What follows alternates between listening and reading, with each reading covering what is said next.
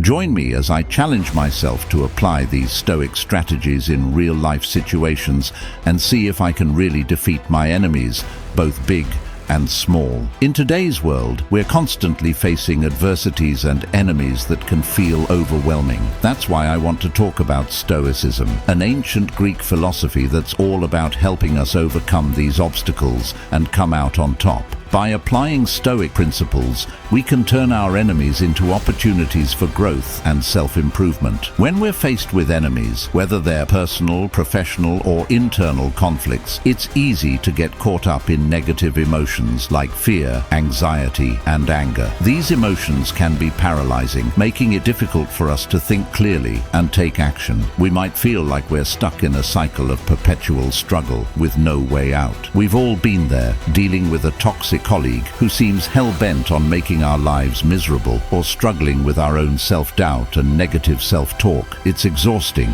and it can feel like we're never going to escape these enemies that seem to be lurking around every corner. But here's the thing, these enemies don't have to define us. By changing our perspective and approach, we can turn these obstacles into opportunities for growth and self-improvement. We can learn to view our enemies as a chance to practice patience, empathy, and understanding. So, how can we apply Stoic strategies to defeat our enemies? One key principle is to focus on what we can control, rather than getting bogged down in things that are outside of our control. When we focus on what we can control, we empower ourselves to take action and make a positive impact. Another key strategy is to practice empathy. When we take the time to understand our enemies, we can start to see things from their perspective. This doesn't mean we have to agree with them, but it does mean we can start to understand what drives them. And when we understand our enemies, we can start to develop strategies that take into account their motivations and desires. Maintaining perspective is also crucial.